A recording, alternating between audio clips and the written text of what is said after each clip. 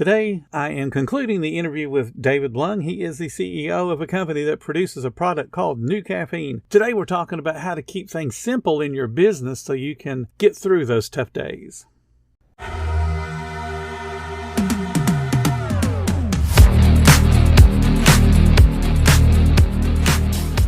Welcome to the 10-Minute Food Truck Training Podcast. My name is Bill Moore. I am a food truck business coach, author of 5 food truck vending books, including Food Truck 101 and Food Truck 201.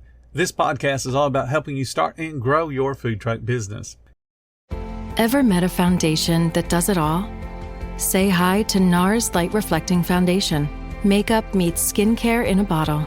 It evens skin tone, blurs imperfections, and has a natural radiant finish. Plus, it's formulated with skincare ingredients to help strengthen your skin's barrier. With a newly expanded shade range of over 40 radiant shades to choose from and buildable all-day wear, NARS Light Reflecting Foundation.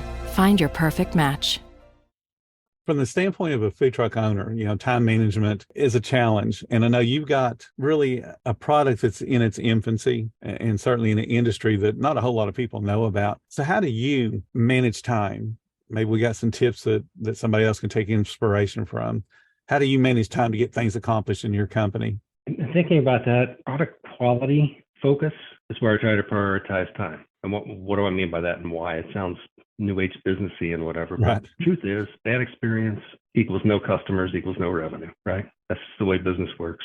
Focusing on the product quality. So say you're a food truck vendor, the quality of the food, the quality of the product dictates whether they come back to your truck and dictates whether they have word of mouth advertising to whoever else they go to, right? A crowd around their truck will bring more people in. So that product quality is number one. The second thing I would prioritize would be sourcing, because profitability starts with your sourcing, right? You got to balance that quality, but you can't just buy raw materials from anywhere and be able to make money and have high quality at the same time. You got to really balance those two. But again, without quality, you don't have customers. You got to have customers to be able to sell things, and you've got to have the right sourcing to make sure you can do it profitably. And then I think about administration. There's things you have to do, no question. You have to file your taxes. You have to follow regulations that come from the state. You have to file sales taxes.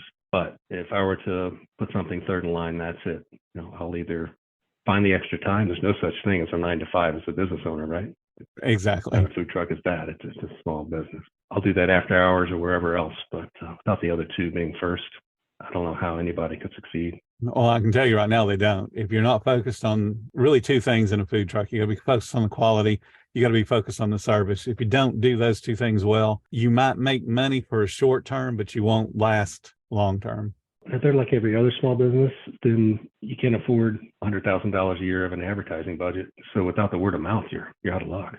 Exactly. People got to brag about you that you're not paying to brag about you. If they don't, you're just not going to grow. The best you can hope for is to tread water. So let's talk about when you guys are doing some of those mixes for the home user, the ones that have the flavors. How do you come up with a new product? Because that's something I think that would interest food truck owners, because they're always looking for the next greatest product to put on their food truck. Just talk a little bit about your experience in creating a flavor or combination of flavors. Well, we try to keep them simple. And in fact, if any food trucks want to know about where they might be able to get certain types of flavors, and we've tried it just about every company in the United States. We can give them ideas as to who's got the best flavors for them, but we take a dual prong approach when it comes to flavors. Number one, we find flavors that are very common and popular because you want people to be drawn to the name of the drink or the flavor of the drink, correct? But you want to also modify that a little bit to make it unique to you. Everyone likes cherry, but you add cherry vanilla. It's unique to you, but at least someone is drawn to the cherry because it's a very popular flavor, right? And you definitely have to play with the formula to get it where you want it. There's no magic bullet on that part. Then there's a whole bunch of flavors in between that people are familiar with, but you know what? They typically don't buy. I like it sometimes, etc. So hibiscus. How often do you buy anything that has hibiscus in it? Not very often, right? And then there's totally unique flavors that are seldom seen anywhere, that are familiar, but they're not used that much. So pina colada. We actually have a pina colada drink. How often is that used? Not very often, because it's usually used in a bar. Right. So the goal, and the way we choose those flavors is to make sure that we have the flavors that are familiar to draw people in, and then give them a chance to cross-sell and an opportunity to try the unique flavors. And the more they get hooked on the unique, more often they come back because they can't get it anywhere else, but you still have to have the draw to get them in the door to try it. That makes sense. Yeah, it does. It makes perfect sense. And you do that in a lot of different ways. It's not only with flavors, it's also with pricing. Wendy's and a lot of other restaurants used to do the 99-cent menu, and they would advertise it out on the reader board, which is where, people are driving by and can read from their car.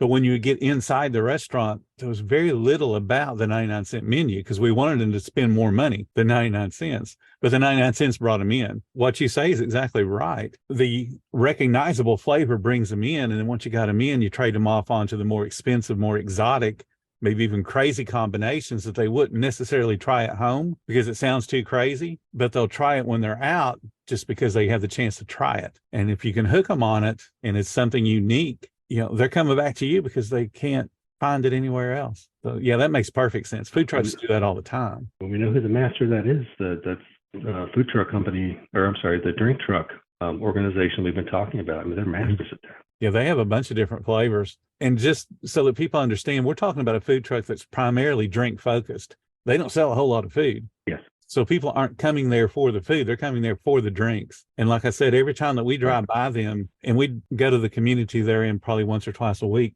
every time we drive by them, they have multiple people around their trucks. And they have 3 trucks in a little teeny tiny community. Because, we don't live in Houston or anything. We're talking about, the panhandle of Florida, which is very country. That's where my accent comes from. We are very country. And she's got 3 food trucks and doing great. Well, I appreciate you talking to me today and all the other days, however many episodes this ends up being. It's been an absolute joy to talk to somebody that has a thorough knowledge of their industry and has created a product that is unique. So I really appreciate your time. Thank you so much for talking to me. I appreciate that, Bill. Anytime you want me back on food truck training, I would love to come to the podcast. Absolutely. You bring a different perspective. It's fun to talk to food truck owners, but we got to talk to the manufacturers, the people that are giving us the stuff to sell. We got to have a lot more people like you on the podcast. And I do appreciate you spending the time with me today. Thank you so much for listening to the 10-Minute Food Truck Training Podcast. If you're finding all the information helpful to your food truck business, please become a monthly supporter of the podcast. Just hit the support button or follow the link in the description. Every little bit does help keep us going. Join our Facebook group. It's called Food Truck Training. We have a whole bunch of awesome members at all different levels, from brand new beginners to decades-old veterans. They've all got your back when it comes to helping you with your food truck. And again, thank you for listening. Come back tomorrow because I got plenty more to say when it comes to helping you and your food truck business grow.